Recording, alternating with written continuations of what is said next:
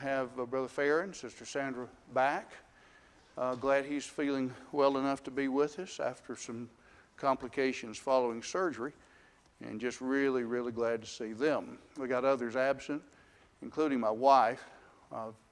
She was with us Wednesday and Thursday morning. She took some medication the doctor had given her that he wanted her to take that she had been reluctant to take, and I know why now. And it really helped her Thursday.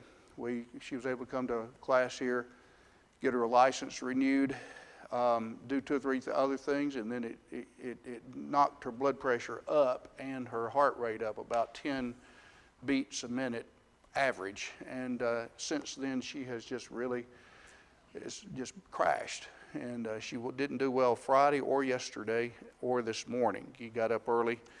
But anyway, don't mean to bore you with all the details about Lee, but I appreciate your prayers and hope this long COVID effect will be done at some point. We just don't know when. We don't know. Doctors can't tell us. And so we're just having to kind of play it by ear, so to speak. I got a text from Adriana this morning, and she was on the way to the urgent care due to what she thought may be an infection. So that explains her absence this morning. But we're glad, what's that old phrase? It's easier to list the survivors than the casualties. And that's about the truth sometimes, but we're glad all of us are present. In our readings this morning, we are in 2 Samuel. We'll do that and then get right on into our study through the years of silence. We're in 2 Samuel. 2 Samuel is about whom? David, primarily David. Yes. And Saul ends up committing what? Suicide at the end of 1 Samuel. And David learns about it in the first of 2 Samuel. But 2 Samuel is basically about David. And we've divided it into the first 10 chapters deal with his triumphs, and even that can be subdivided. His political triumphs in 1 through 5. He was ruling first at what city? Starts with an H. Hebron for about 7.5 years, and then moved to where? Jerusalem. And then in chapters 6 and 7, the spiritual triumphs. He moved the ark in 6, and then those promises were given to him in 7. That he wanted to make God a house, but God said, this is where we ended actually on Wednesday night. God said, I will make you a what? A house, a ruling dynasty. And you wanted to make me a temple, but who will make me a temple? Your son Solomon. And then in an extension of the promises of David through Solomon, he said, and his throne and his kingdom will be forever.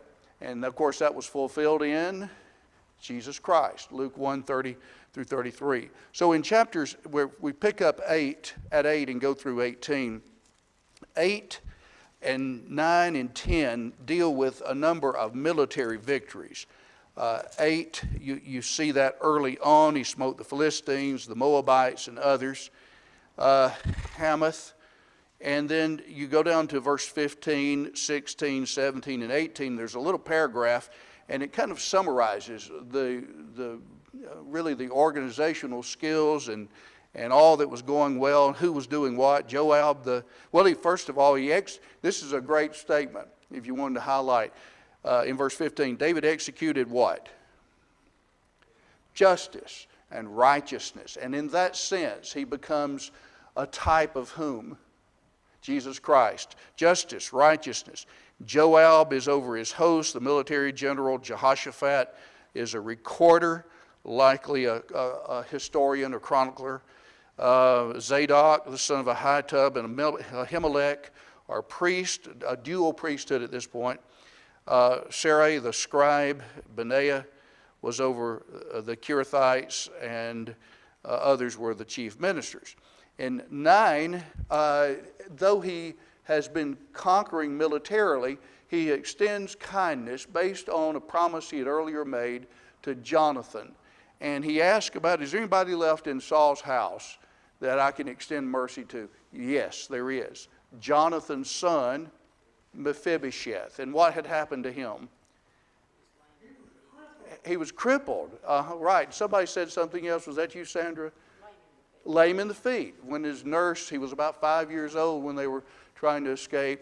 Something happened, and he, who knows, could have been a broken leg or something that didn't heal properly. But whatever it was, he was lame. And so he extends a favorite I'd say leniency toward him, which indicates most kings in that day, or even in this day, if you have an opposing ruler and their family would be in line to inherit their regime, their throne, what would you do if you were defeated the father or the grandfather? Yeah, just take them all out. And not David, though. And in that sense, he's like God. There's a forgiveness that he extends. In chapter 10, the Ammonites, Assyrians are defeated, and all of this leads to the problem, and really it's a transition in the book. 1 through 10, his triumphs politically, spiritually, militarily, and then his problem.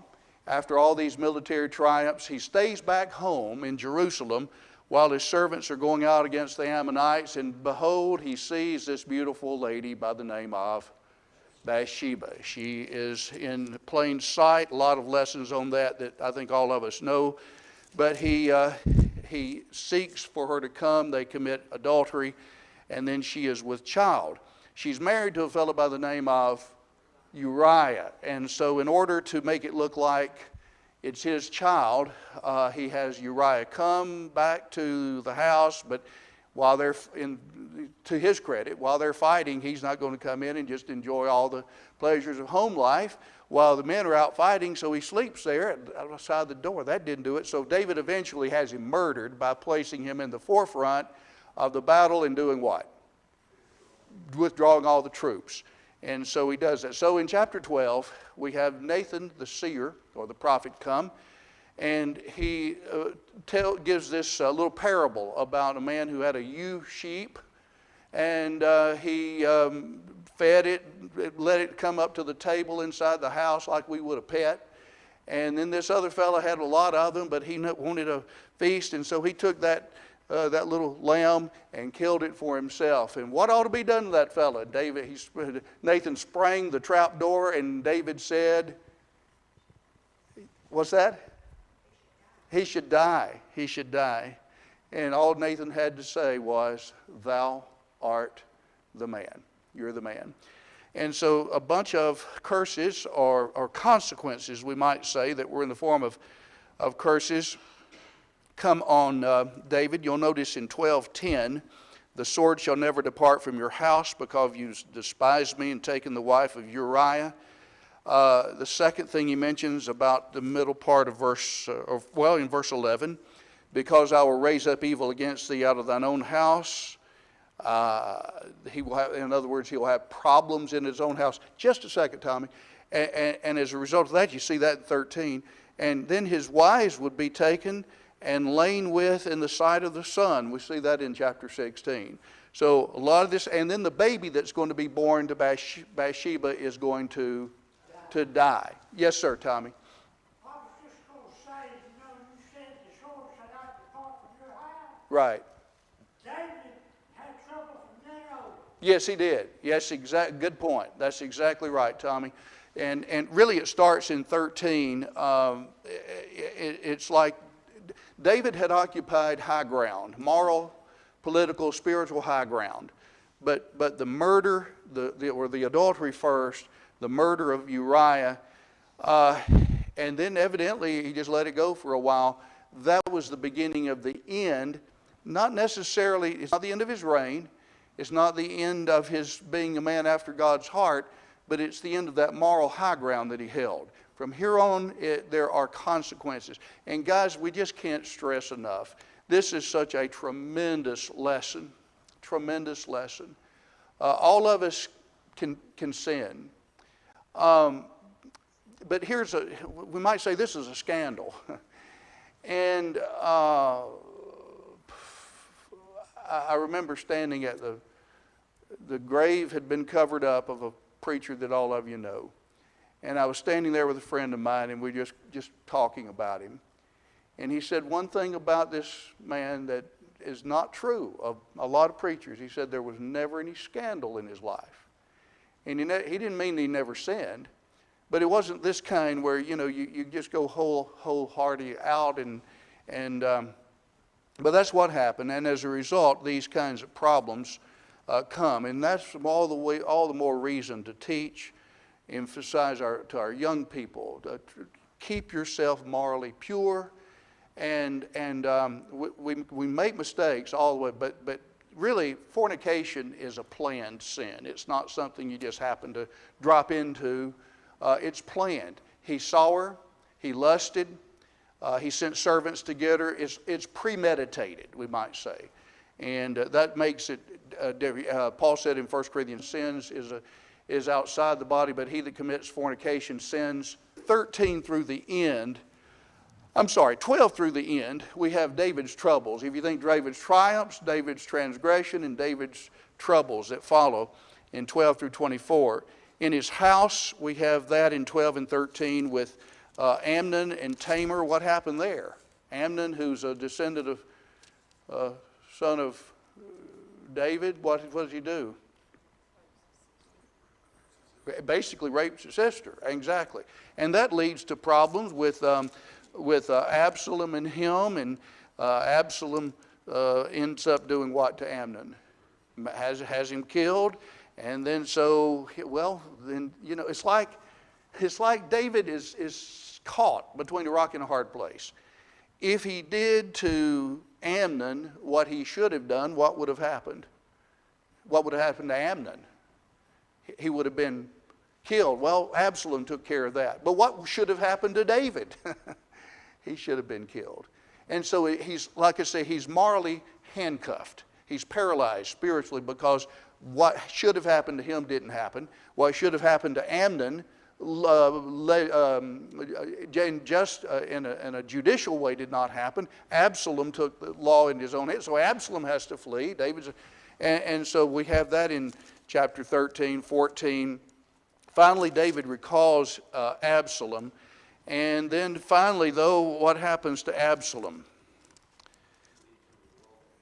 He leads a revolt against David and eventually has to be slain. Who kills him? Who? Joab kills him. And then, it's sad all the way around. David's army defeats Absalom. We see that all the way over in chapter 18. He is slain, and then the report comes to David, and it's extremely sad. It's a very touching scene insofar as the record is concerned. The latter part of 18, which is where we're stopping, the man comes with tidings, and is it well with the young man, with Absalom? Can't you just, it's like, I want things to change so badly. I want things to be right, and I'm sorry about Amnon, and he's dead. Absalom, is it okay? And then the servant, look at that in verse 29. Ahimaaz answered, when Joab sent the king's servant, even thy servant, I saw a great tumult, but I knew not what it was. And the king said, turn aside and stand here. He didn't tell David the news. He turned aside. Then the Cushite came, tidings for my lord the king. The Lord hath avenged thee this day of all who rose up against you. And the king said, well, is it well with the young man Absalom? They just can't bring themselves to say it. And the Cushite answered, the enemies of my lord the king and all that rise up against thee to do thee hurt, be as that young man is. Still couldn't say it.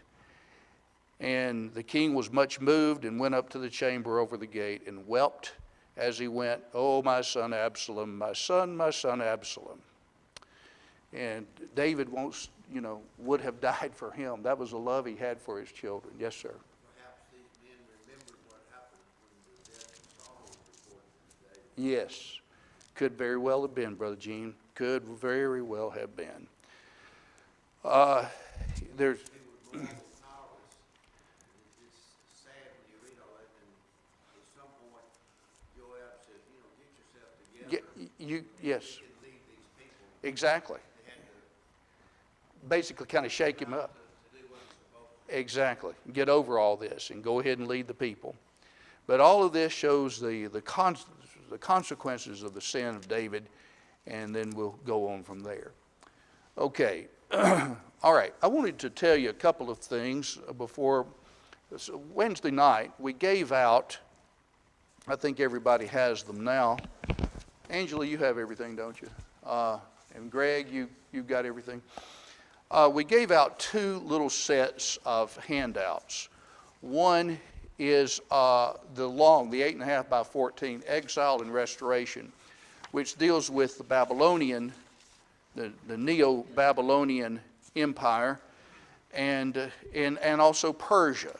You'll see, if you open it up to page 164, the Persian Empire is dealt with on that second column, left page, and continues all the way to the end of that handout.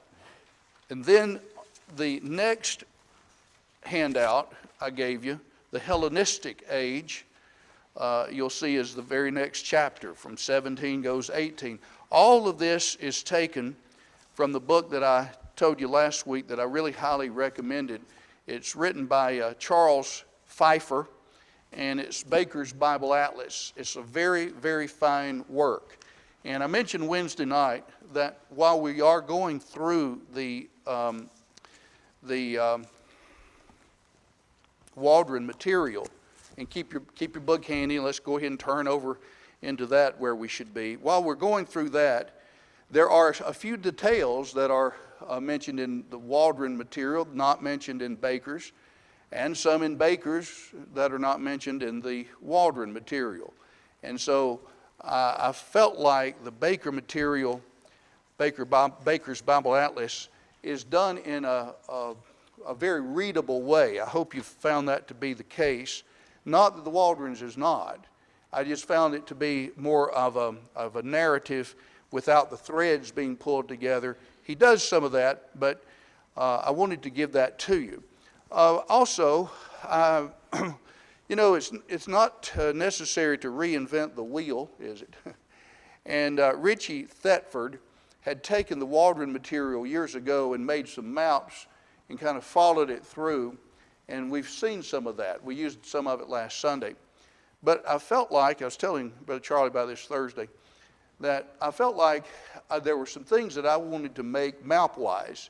And Lee and I talked about this at length, how if you see a map, where things happen, it can help your understanding. And so that's what I really wanted to do today, and go back and even make a few more with the Greek Empire. When the Old Testament ends, who is the world empire?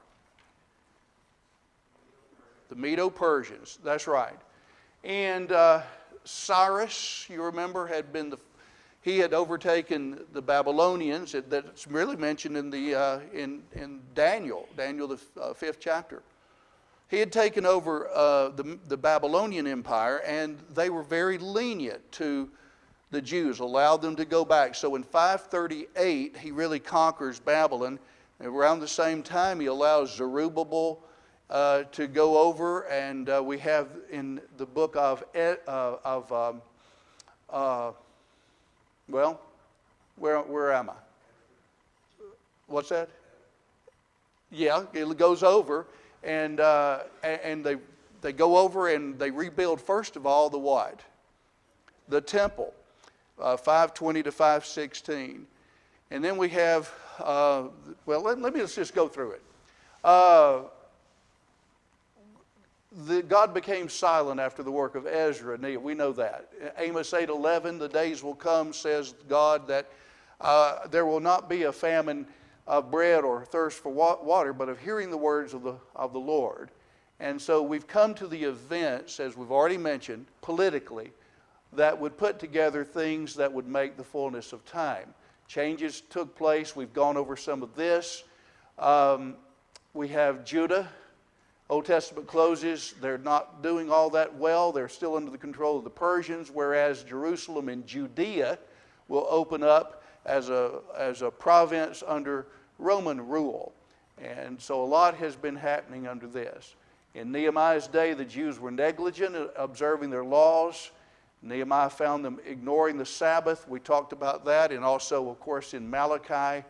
And Jesus found the Pharisees so demanding that on the Sabbath they objected when he healed a person. And the changes occurred in this time that we're studying now. Persia remained in control and began to push their borders outward, primarily westward. And finally they meet a foe they could not conquer, the Greeks. Cyrus wanted a foothold in Europe. Cyrus, remember, is the one who allowed the Jews to do what? To go back in 538. And then he was followed by Cambyses. And then there's Darius, the third king, who actually attempted an invasion. He took Thrace and Macedon, but the Greeks held on. And so here is this picture, and here's some stuff I've tried to do, and you'll see the difference. But anyway, under Cyrus' reign, the Jews were treated leniently, allowed to return from Babylon to Jerusalem.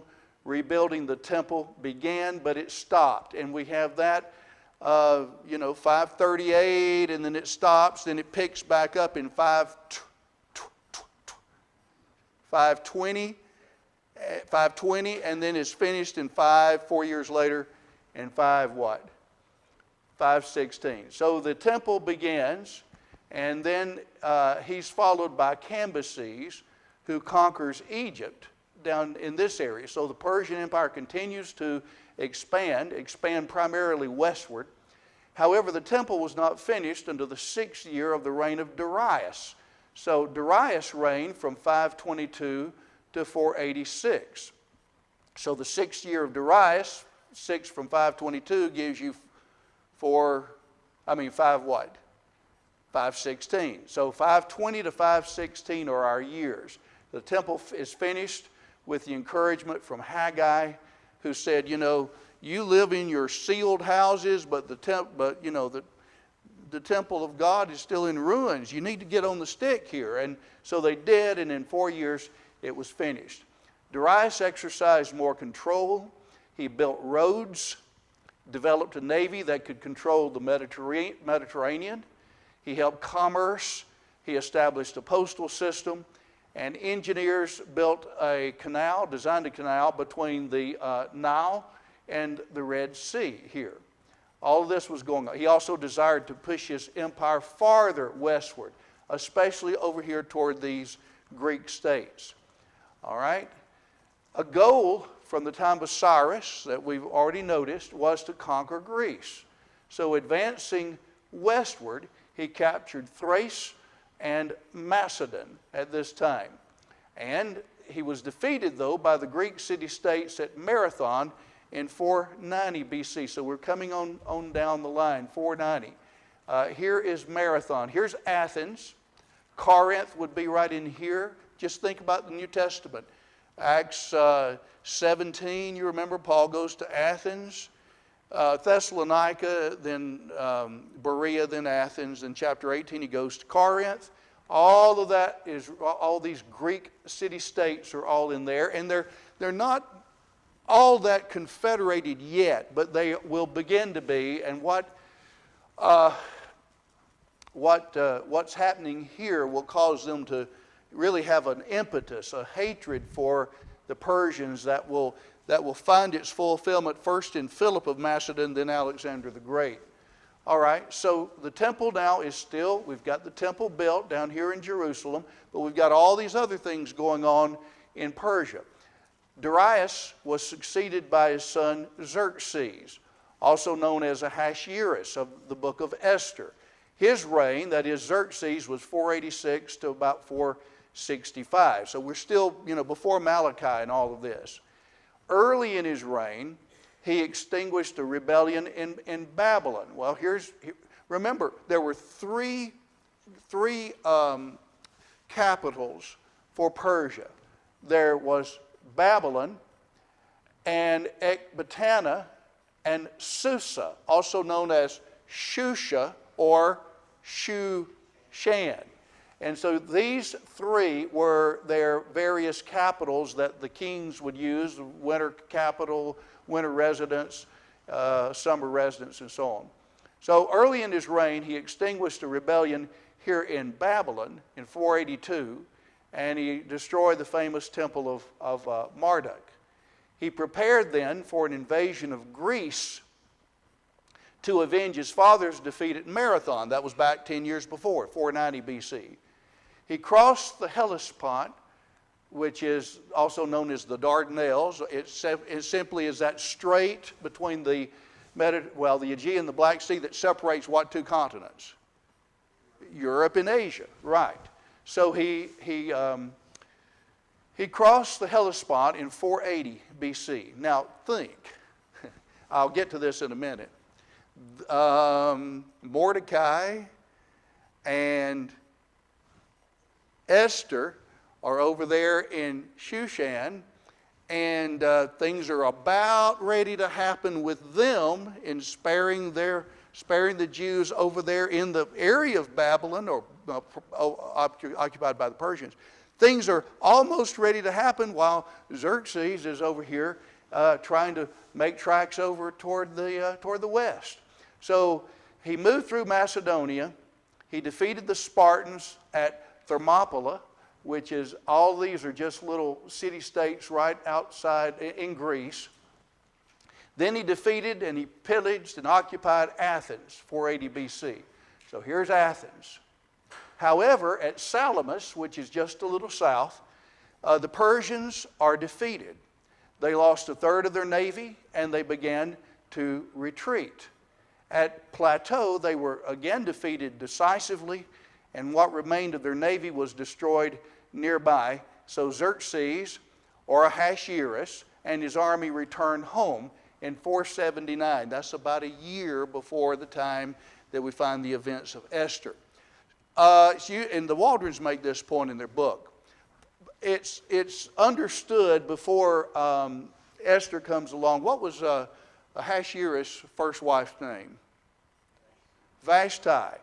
And it seems evident that before he comes on this westward campaign toward Macedon and the Greek states, that is the time when Vashti does not expose herself to the leers of the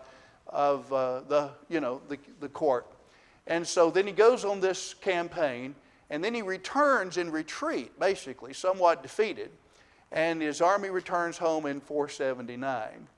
All right? So what Xerxes did to the Greek states over here in sacking Athens and pillaging it, and the Acropolis, it provides the incentives later for Philip of Macedon to consolidate these Greek states over here against their common enemy, which is the Persians. Well, after returning, Xerxes chose a new queen at his palace in Shushan, or Susa, and that's Esther, around 479. And the reason we know that is if you look at somebody turn to Esther 2:16 and read that. Whoever has it first, read it. It gives us a little bit of the date there.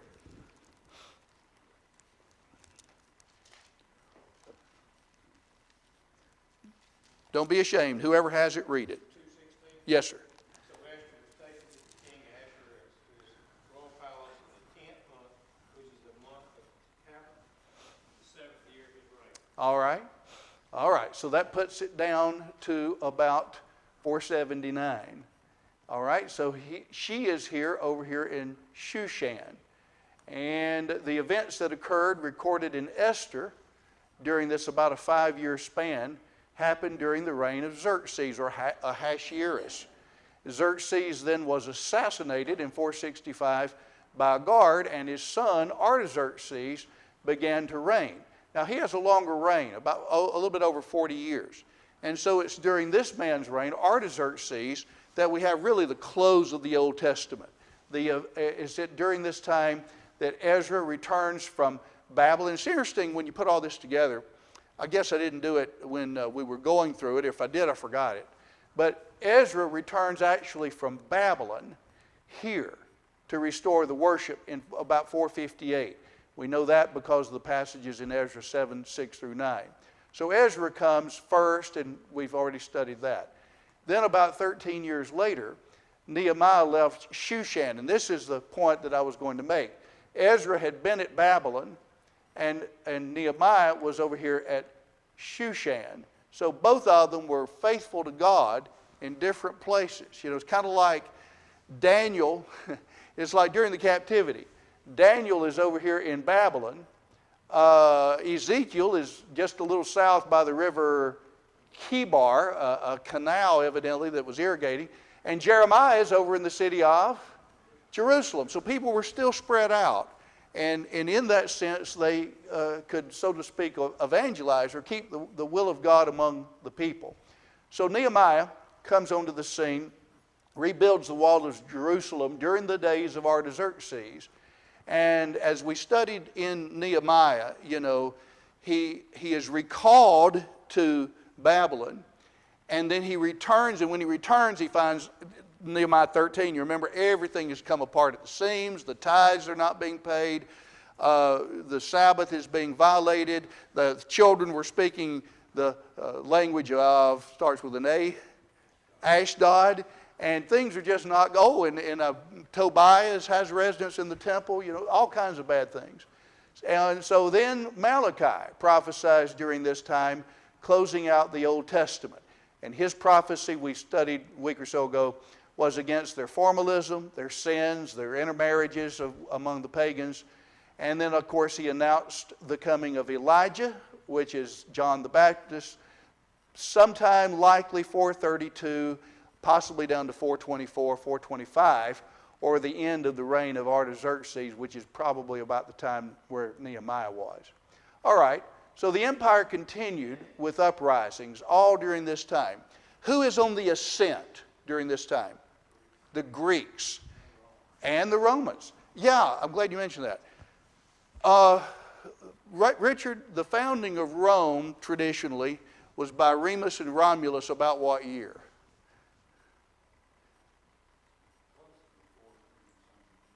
Was way on back, wasn't it? My recollection was 753. That the two brothers established a little city of Rome. And well, to think, guys, the time of 750 BC is the time of Isaiah and Hosea, and the golden age of Israel under Jeroboam II, and how things were progressing well, but spiritually they were what? They were in the tank. They were bankrupt spiritually, and so you've got way, not even on the map, way over here, Rome, a city-state that would be good. I'll tell you what, guys, it's amazing to me to think back. Lee and I were talking about this the other day, that the more you see what's going on in our own government with, we got a justice now who can't tell you what a woman is. And we got people concerned about the border in Ukraine, but not the border in Texas. How just completely flopsided all this stuff is in our government. And like Lee said, the more I see the news, the more I want to read my Bible. You know the implications. You see all this going on, and you see the power struggles, and mankind wants dominion over other men and have their property and have all that. And it's just one cycle after another. But God is in control in His providence, how the spiritual laws oftentimes interact with natural laws. And so that's what we see here. The empire continued with uprisings. Artaxerxes having to squelch uprisings on Cyprus and Egypt. Then by 449, we've got Esther's already over. Nehemiah, you know, is there in Jerusalem. The Greek cities of Asia Minor, all over in here, were confederate with Athens, and they were given freedom. The Persians had, we might say, had overreached, and they could not control it, and so they were given freedom. Persian troops were permitted in Asia Minor east of the Halys River. Here's the Halys River, runs down from the Black Sea or into the Black Sea. And so they were permitted in Asia Minor, Persian troops were permitted east of the Halys. So this way, all this area then was gaining its ascendance and were free. But the Persians agreed not to enter in the Aegean over in here. Persia's dominance was then weakening. Greek opposition continued to rise. And so there's the Aegean. So when we come back, Egypt has rebelled. There are a number of Persian kings that come, one after another. And let's pick up on our reading on something here. If you'll notice on the Waldron material on page, page 120. 120. Number 5 on page 120, Artaxerxes Longimanus. And if you'll look into the middle column, the Greeks continued to resist Persian forces. Finally, all of Asia was west of the Halys River was granted freedom from Persian control, and Persia was forced to agree not to enter the Aegean. All of that we saw. Then drop down to the left column, number 6, Artaxerxes II, 425. When a new king came to the throne, he often went back in the history of his kingdom and chose the name of or title of some illustrious king and became the second, third, or the fourth. Xerxes did not have to do that because he already had the name of his famous grandfather, so he simply became Xerxes II. Unfortunately, he did not live long to rule because after 45 days, he was assassinated by a half-brother named Sogdianus, one of his 17 half-brothers. Now you look over to the right-hand column, what's happening in the Old Testament now. We've got the end of what? End of the Old Testament, Malachi. Go to the next page, page 121. Sogdianus took over for a very short time, 6 months. He was assassinated. Thetford put that just one king after another. Then Darius II from 424 to 405 is to be commiserated, not because he married his aunt, but because his aunt was one of the most wicked women in history. Next paragraph. By this time, the Medo-Persian Empire had become too cultured and effeminate to sustain the barbarian energy and force that had made it a powerful empire. Mercenaries, hired soldiers, began to move or to make up ever larger portions of the armies. Persian gold became a more potent weapon than their arms in determining the outcome of conflicts. Basically, they were paying off people in which they were engaged. You think arms, give arms to the Ukrainians rather than let our people. Darius and his wife had 2 sons, Artaxerxes and Cyrus. Cyrus was the favorite of Darius' wife, and she did everything she could to make him king. But Darius would not agree and appointed Artaxerxes his successor. Actually, Cyrus was the more able leader and might have infused new vigor in the Persian Empire if he had been made the emperor, but he wasn't. Let's see. If you'll notice on page 121, over on the right-hand column, with the Jewish thread, they continue to prosper.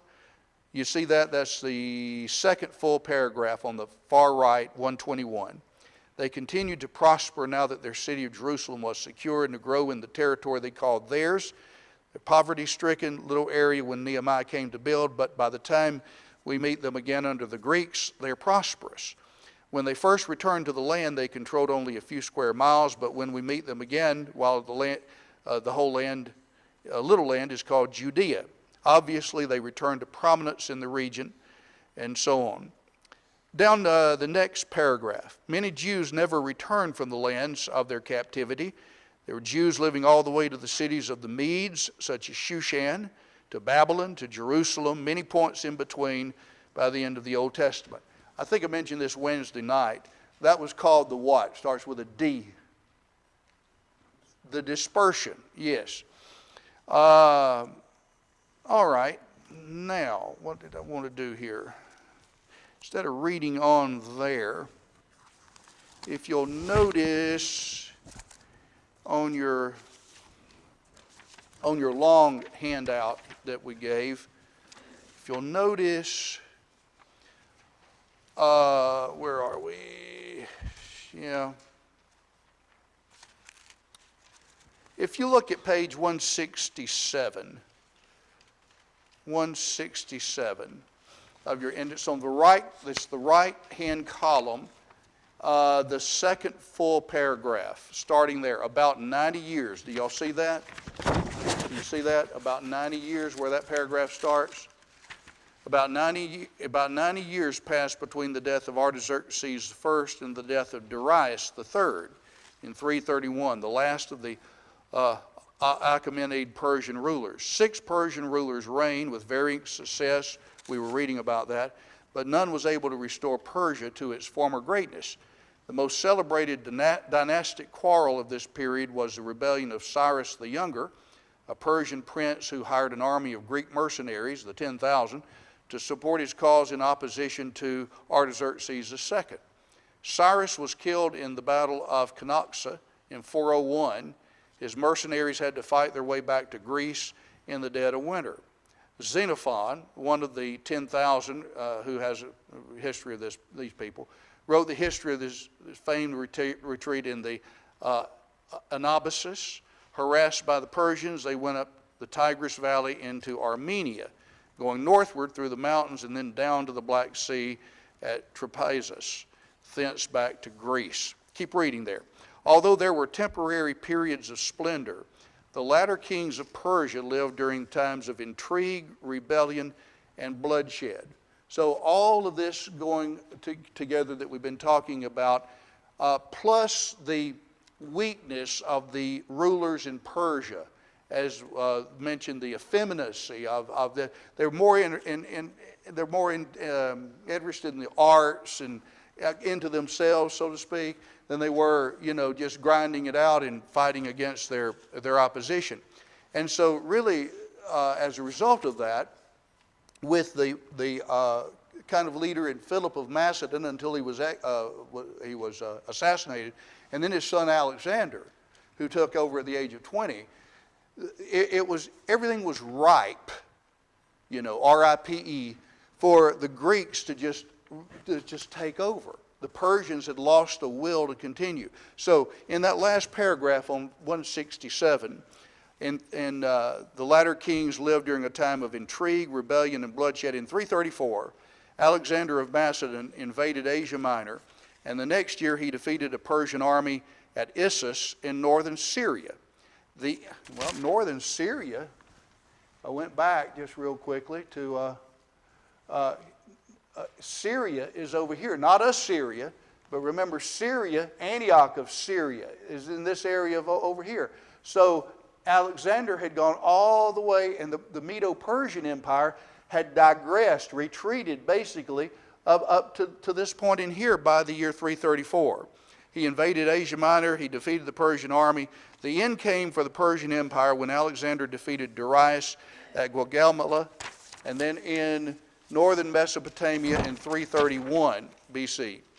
The last of the Persian kings fled to the remote province of Bactria, where he was assassinated by his own cousin. So we have really the end of Persia in all of this, and the rise of the Greek states confederated by Philip and then advanced by Alexander. All of that hatred, though, had been built up because Xerxes or Ahasuerus had come and had tried to overtake them and destroyed their cities. So it's revenge against revenge, revenge and more revenge for what they're doing. Comment or question? Okay, what list? It was interesting to me, folks, while these kings were waging a mighty invasion into Europe from Asia, the little plot Of Judah? Naaman to get rid of the Jews is occupying the king. The king and his noblemen in this big feast, they're chatting back and forth about how the women are behaving Yeah. in the hometown. I'm so glad you mentioned that. Yeah, they're talking about how the women are over here when you got all your opposition coming against you. Kind of reminds you of people crossing the border in Texas, and here we are talking about transgender stuff. It's just completely ludicrous that people can't say what a woman or a man would be, and yet all these other things are happening that are so much more important for our country. And it just shows you when people are spiritually amuck, as like Paul said in Romans 1, their senseless heart was darkened. Their senseless heart was darkened. When you give God out, when you push God out of the picture, out of your thinking, a lot of bad things happen. These are some of them. Consequence. Okay, let's stop there. It's a good time to stop. And Lord willing, we'll pick up with this push of the Greek states and the Greek culture with Alexander, and probably spend another couple of weeks, 2 or 3 classes on this before we get to the time of the New Testament. Comment?